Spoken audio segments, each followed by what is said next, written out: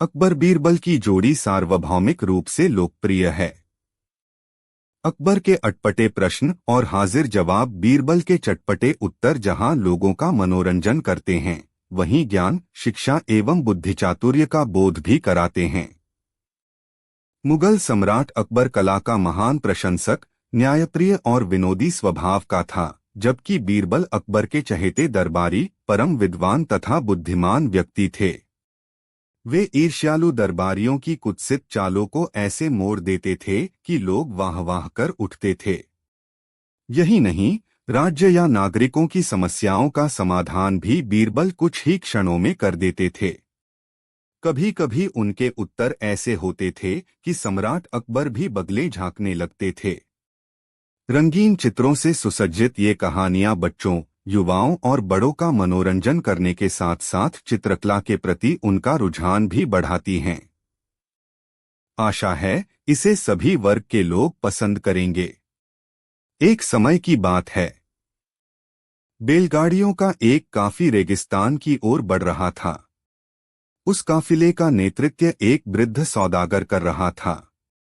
काफिले का सरदार वृद्ध जरूर था, परंतु बहुत ही समझदार था। लेकिन उसके काफिले के कुछ लोग उससे संतुष्ट नहीं थे। काफिले में ये एक व्यक्ति चोला, मुझे लगता है कि अब हमें अपना सरदार बदल लेना चाहिए। हमारा सरदार कोई नौजवान होगा चाहिए। पे वृद्ध सवार तो बस सोचता ही रहता है। उसकी बात सुनकर दूसरा व्यक्ति बोता, तुम ठीक कहते ही पोरता, हम लोगों को उस नौजवान सौदागर के काफिले में शामिल हो जाना चाहिए था, जो कुछ दिन पहले हमारे डेरे पर आधा था। जो जीववार सौदागर किस बहुतई से अपना काफिला हमसे आगे से गया था। मुझे लगता है कि अब तुक हो उसका काफिला रेगिस्तान भी पार कर चुका होगा। ऊपर उन दोनों की बातों से जान वृद्धौर्व ने दीवान से पूछा, अरे भई, तुमने सहसा पानी संभाल करके रखा है न? हाँ हुजूर। गाड़ी बाग में उतर दिया। कुछ आगे बढ़ने पर उन्हें हुए कुदाई दिए।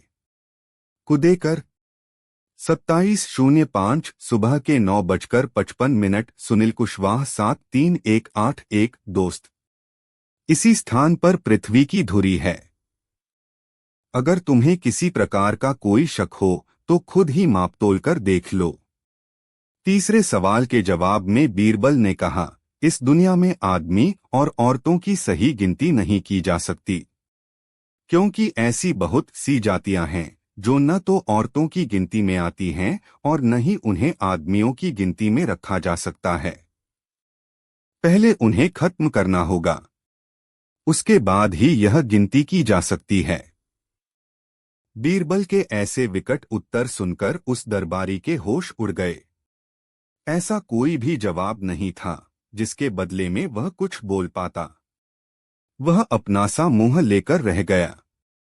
उसे मानना पड़ा कि बीरबल बुद्धिमत्ता के मुकाबले में उससे बहुत आगे हैं।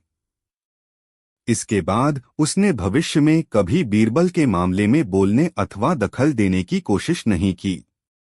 उसे मुंहतोड़ जवाब जो मिल गया था है कि ईश्वर की कृपा से मुझे लोगों का मन पढ़ने की कला आती है। मैं एक ही पल में झूठे आदमी को पहचान लेता हूं। फिर बीरबल ने एक दरबान को आदेश दिया कि वह नौकर की गर्दन काट दे। दरबान की समझ में नहीं आया कि उन दोनों आदमियों में से नौकर कौन है, इसलिए वह धीरे धीरे दोनों की ओर बढ़ा। अचानक असली नौकर दौड़कर अकबर के पैरों में गिर गया। वह बहुत डर गया था। उसने सोचा कि बीरबल ने वास्तव में मेरा मन पढ़ लिया है। वह रो रो कर अपनी जान की भीख मांगने लगा। हालांकि बीरबल को इस बारे में कुछ पता नहीं था कि उन दोनों में से असली मालिक और असली नौकर कौन है। उन्होंने अपनी बुद्धिमत्ता के बल पर दूध का दूध और पानी का पानी अलग कर दिया था। दोस्त, इसी स्थान पर पृथ्वी की धुरी है।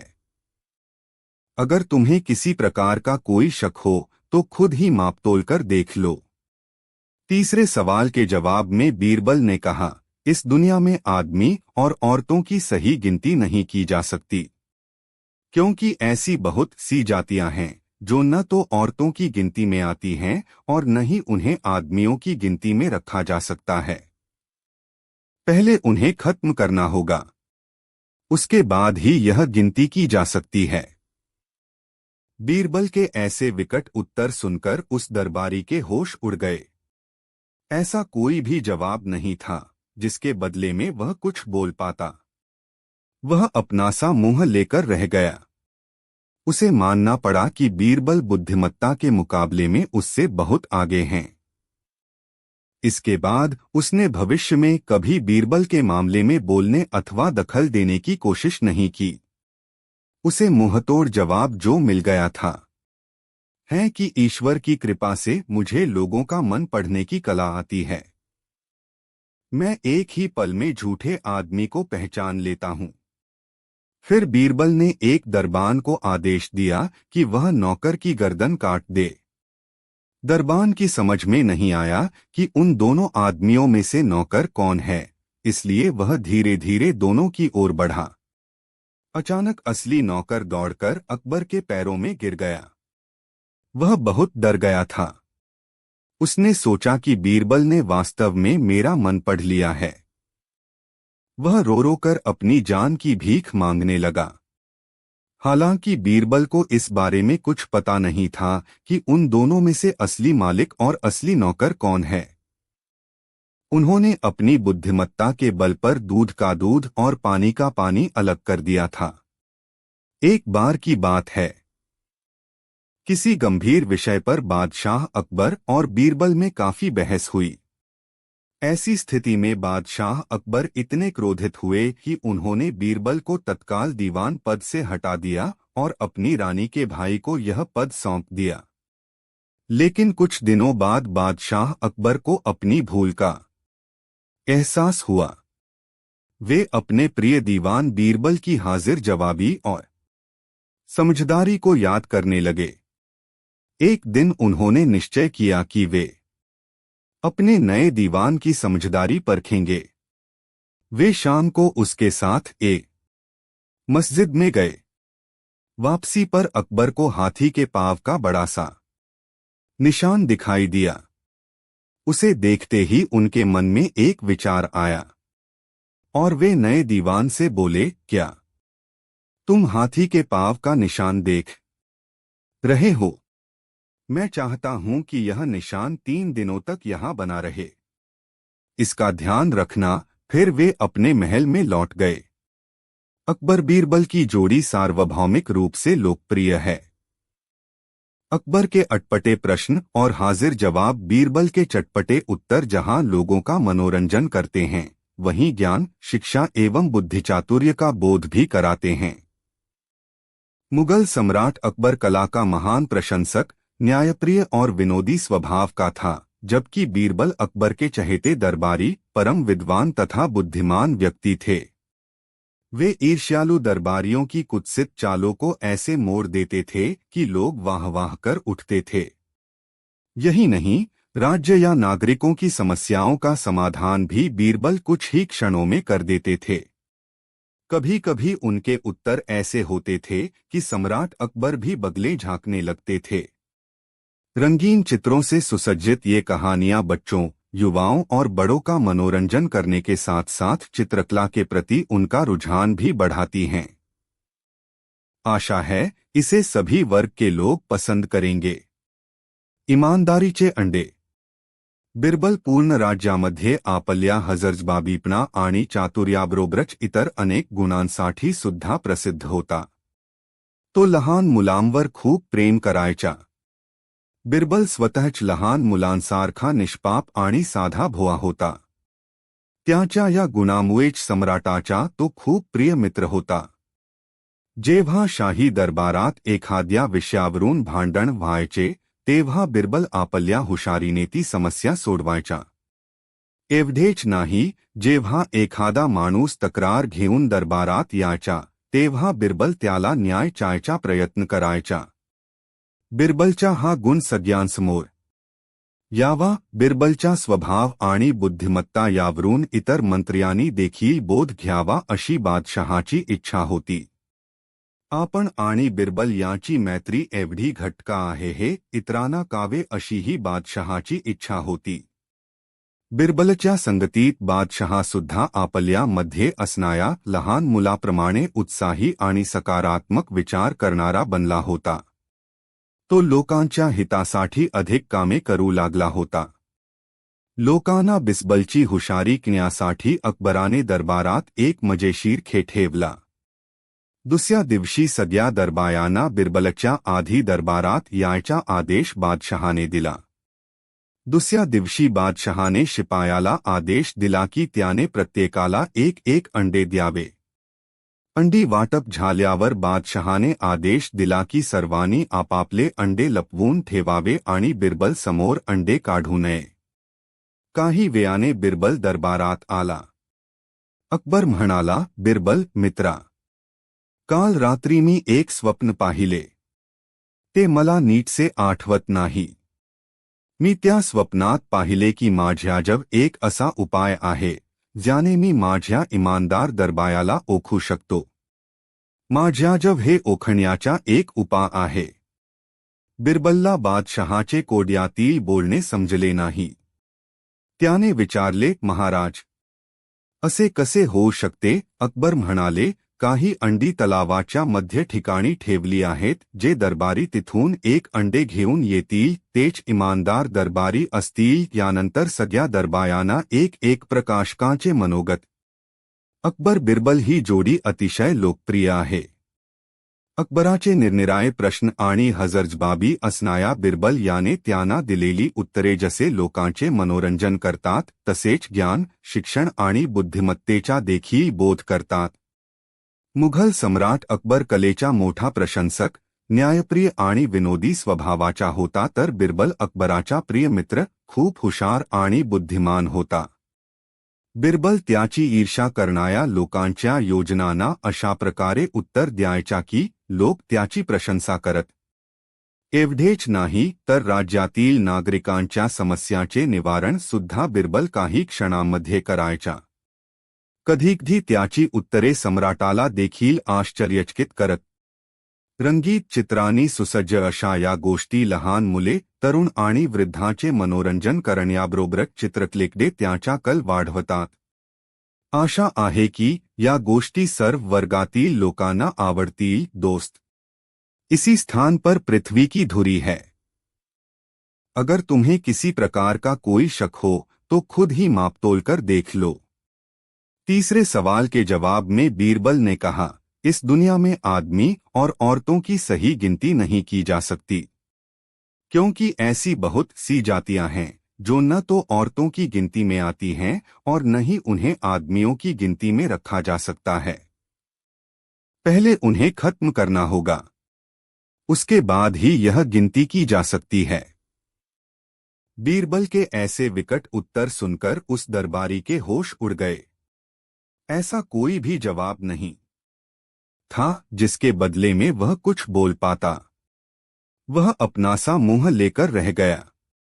उसे मानना पड़ा कि बीरबल बुद्धिमत्ता के मुकाबले में उससे बहुत आगे हैं. इसके बाद उसने भविष्य में कभी बीरबल के मामले में बोलने अथवा दखल देने की कोशिश नहीं की. उसे मुंहतोड जवाब जो मिल गया था. तलवार घेऊन सेवकाला मारायला गेला. सेवक त्या शिपायाला म्हणाला, मला मरण्या अगोदर एकदा महाराजांना भेटायचे आहे.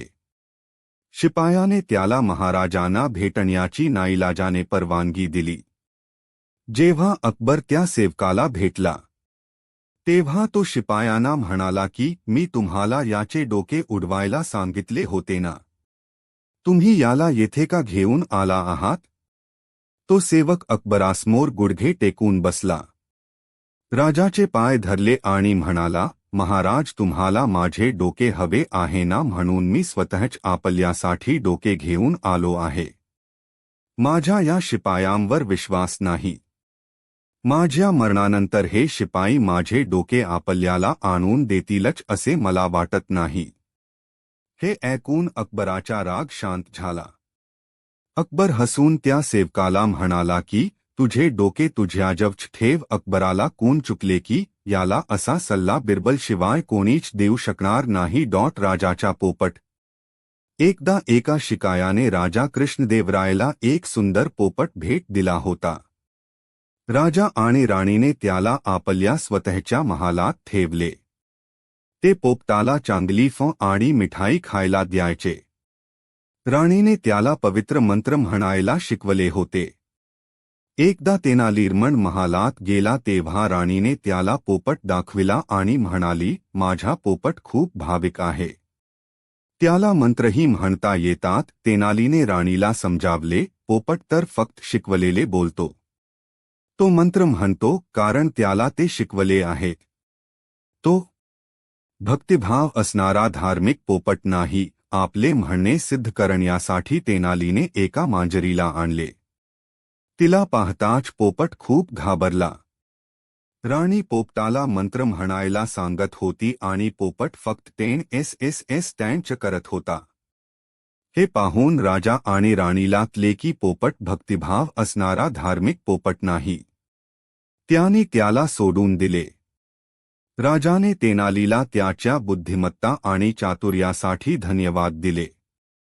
राजाने त्याला सोन्याची अंगठी आणि राणीने सोन्याचा हार बक्षीस दिला. तेनालीने सिद्ध केले की राज्यात कोणीच त्याचा मुकाबला करू शकत नाही. 103 लहान काठी. एके दिवशी अकबर आणि बिरबल बागेत फेरफटका मारत होते. बिरबल एक मजेदार गोष्ट अकबरला सांगत होता. अकबर त्या गोष्टीचा आनंद घेत होता. अचानक अकबरला बांबूचा एक तुकडा जमिनीवर पडलेला सापडला. त्याला बिरबलची परीक्षा घ्यायची एक युक्ती सुचली. त्याने तो बांबूचा तुकडा बिरबलला दाखवला व त्याला म्हणाला, तू या काठीला न कापता लहान करू शकतो का? बिरबलने गोष्ट सांगायची थांबविली व अकबरच्या डोळ्यात बघितले.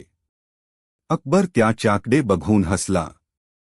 बिरबलला समजले की अकबर गंमत करण्याच्या मूडमध्ये आहे. तरीही एका विचित्र प्रश्नाचे उत्तर हे तितकेच विचित्र असते. बिरबलने आपल्या आसपास. अकबर बीरबल. भारत में अकबर और बीरबल की कहानियां बहुत प्रसिद्ध और लोकप्रिय हैं. मुगल बादशाह अकबर महान के दरबार में जो नौरत्न थे उनमें से बीरबल एक था. अपनी हाजिर जवाबी, बुद्धिमानी और चतुराई के कारण बीरबल बादशाह अकबर का सबसे अधिक विश्वासपात्र सभासद था. अकबर बादशाह की ओर से बीरबल को मिलने वाले अथाह मान सम्मान को देखकर अन्य सभासद मन ही मन में जलते थे. इसलिए वे हमेशा उसे नीचा दिखाने के लिए कुछ ना कुछ चाल चलते रहते थे. जबकि बीरबल के रूप में अकबर ने सच्ची सहानुभूति रखने वाले दोस्त को पाया था. उनके बीच जो चतुराई भरी हास्यास्पद घटनाएं घटीं थीं, उन्हीं से भारतीय लोक कथाओं को एक समृद्धशाली विरासत मिली. पीढ़ी दर पीढ़ी अकबर बीरबल की ये कहानियां बच्चों के मानसिक विकास के लिए मार्गदर्शक के रूप में सुनाई जाती रही हैं. उन्हीं कहानियों में से कुछ चुनी हुई कहानियां रंगीन चित्रों के साथ यहाँ प्रस्तुत हैं. इन रोचक कहानियों को पढ़कर बच्चों का खूब मनोरंजन होगा ऐसी उम्मीद है. वे बोले, भला बच्चे को चुप करवाना भी कोई काम है?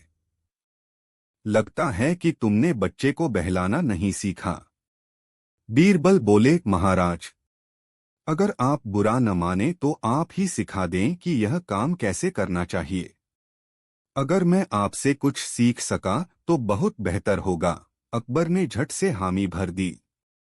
सारे दरबारियों की आंखें उन पर ही टिकी थीं, क्योंकि आज तक उन्होंने जहांपनाह को कभी ऐसा काम करते हुए नहीं देखा था.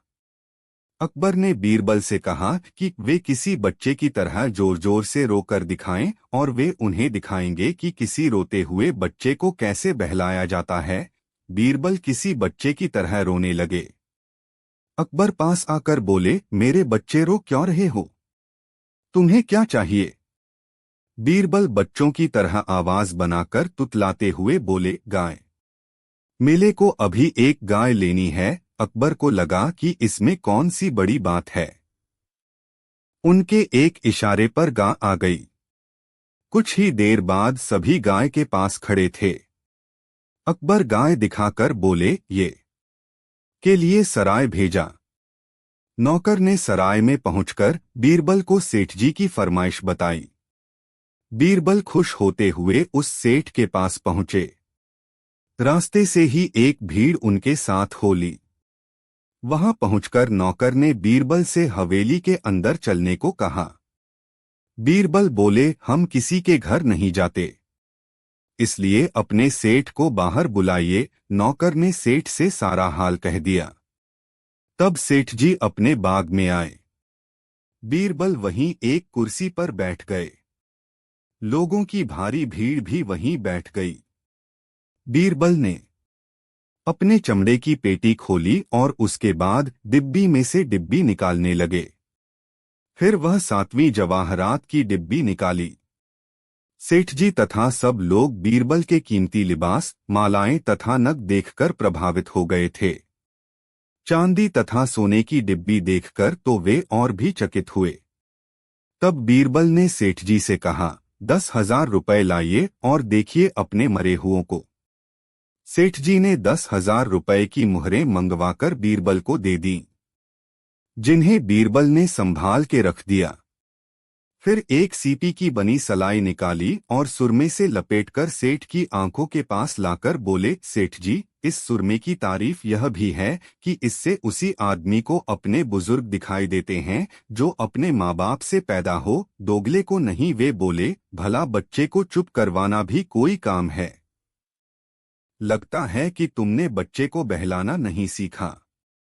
बीरबल बोले, महाराज, अगर आप बुरा न माने तो आप ही सिखा दें कि यह काम कैसे करना चाहिए। अगर मैं आपसे कुछ सीख सका तो बहुत बेहतर होगा। अकबर ने झट से हामी भर दी। सारे दरबारियों की आंखें उन पर ही टिकी थीं, क्योंकि आज तक उन्होंने जहांपनाह को कभी ऐसा काम करते हुए नहीं देखा था। अकबर ने बीरबल से कहा कि वे किसी बच्चे की तरह जोर जोर से रोकर दिखाएं और वे उन्हें दिखाएंगे कि किसी रोते हुए बच्चे को कैसे बहलाया जाता है। बीरबल किसी बच्चे की तरह रोने लगे। अकबर पास आकर बोले, मेरे बच्चे रो क्यों रहे हो? तुम्हें क्या चाहिए? बीरबल बच्चों की तरह आवाज बनाकर तुतलाते हुए बोले, गाय। मेले को अभी एक गाय लेनी है। अकबर को लगा कि इसमें कौन सी बड़ी बात है। उनके एक इशारे पर गाय आ गई। कुछ ही देर बाद सभी गाय के पास खड़े थे। अकबर गाय दिखाकर बोले, ये। बीरबल ने कहा, क्यों नहीं, मैं एक आदमी जानता हूं जो तोते की बोली बोलता है, शेर की बोली बोलता है और गधे की बोली भी बोलता है। अकबर इस बात को सुनकर हैरत में पड़ गए। उन्होंने बीरबल को कहा कि अगले दिन उस आदमी को पेश किया जाए। एक पेड़ दो मालिक। अकबर बादशाह दरबार लगाकर बैठे थे। तभी राघव और केशव नाम के 2 व्यक्ति अपने घर के पास स्थित आम के पेड़ का मामला लेकर आए। दोनों व्यक्तियों का कहना था कि वे ही आम के पेड़ के असल मालिक हैं और दूसरा व्यक्ति झूठ बोल रहा है। चूंकि आम का पेड़ फलों से लदा होता है, इसलिए दोनों में से कोई उस पर से अपना दावा नहीं हटाना चाहता। मामले की सच्चाई जानने के लिए अकबर राघव और केशव के आसपास रहने वाले लोगों के बयान सुनते हैं, पर कोई फायदा नहीं हो पाता है। सभी लोग कहते हैं कि दोनों ही पेड़ को पानी देते थे और दोनों ही पेड़। बीरबल बहुत नेक दिल इंसान थे। वह सैदव दान करते रहते थे और इतना ही नहीं, बादशाह से मिलने वाले इनाम को भी ज्यादातर गरीबों और दीन दुखियों में बांट देते थे, परंतु इसके बावजूद भी उनके पास धन की कोई कमी न थी।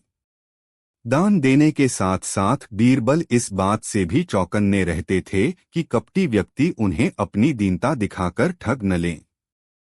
ऐसे ही अकबर बादशाह ने दरबारियों के साथ मिलकर एक योजना बनाई कि देखें कि सच्चे दीन दुखियों की पहचान बीरबल को हो पाती है या नहीं। बादशाह ने अपने एक सैनिक को वेश बदलवाकर दीनहीन अवस्था में बीरबल के पास भेजा कि अगर वह आर्थिक सहायता के रूप में बीरबल से कुछ ले आएगा तो अकबर की ओर से वह कौन है जो बेफिक्र और चिंता मुक्त है? हर बार की तरह इस बार भी बादशाह अकबर ने अपने दरबार के दरबारियों से पूछा कि संसार में बेफिक्र और चिंता मुक्त कौन है, जो पूर्णतः चिंता से मुक्त हो, जिसे किसी बात की कोई चिंता नहीं होती है। यह सर हिलाने वाला प्रश्न सुनकर सभी दरबारी चुप हो गए, क्योंकि इस बात का किसी के पास कोई जवाब नहीं था। तब अकबर ने सवाल का उत्तर बीरबल से पूछा तो बीरबल ने तुरंत जवाब देते हुए कहा, जहांपनाह, एक 5 साल का बच्चा बेफिक्र और चिंतामुक्त होता है। उसे किसी भी प्रकार की कोई चिंता या भय नहीं होती है। यह जवाब सुनकर सभी बीरबल के चतुर दिमाग की वाहवाही करने लगे और बादशाह अकबर भी खुश हो गए। बादशाह अकबर अपने पड़ोसी मुल्कों से अच्छी मित्रता रखते थे। ऐसे ही एक फारसी मित्र थे जो कि बहुत ही विशाल साम्राज्य के राजा थे। बादशाह और उनका मित्र दोनों एक दूसरे को अक्सर पत्र लिखा करते और एक दूसरे से मजाक चलती रहती।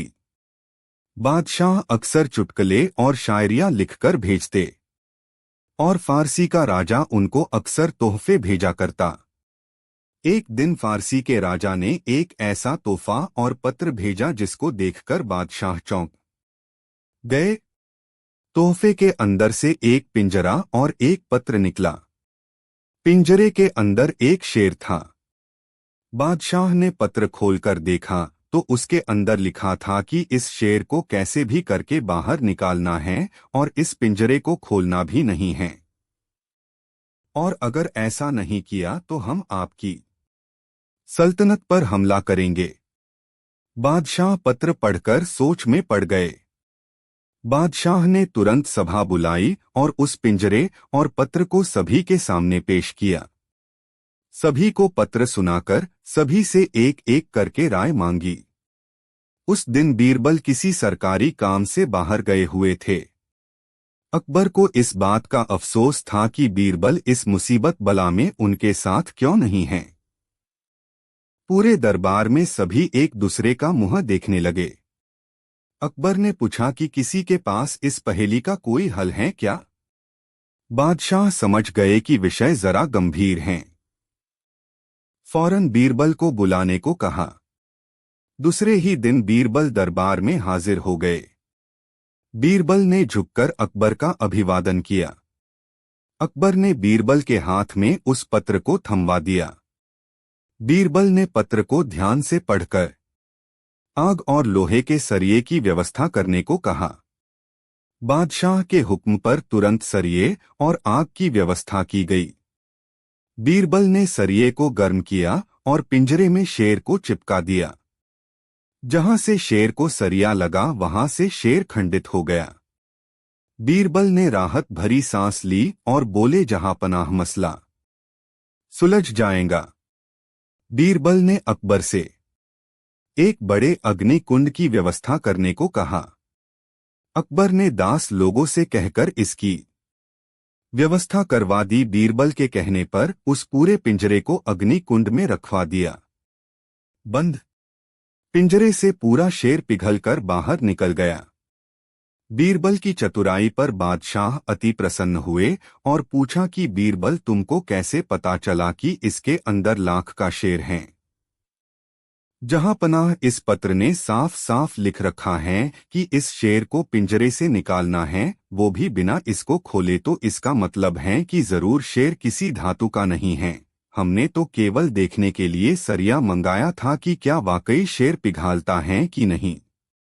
हमने सही अंदाजा लगाया और शेर बादशाह अकबर और बीरबल के बीच कभी कभी ऐसी बातें भी हुआ करती थीं जिनकी परख करने में जान का खतरा रहता।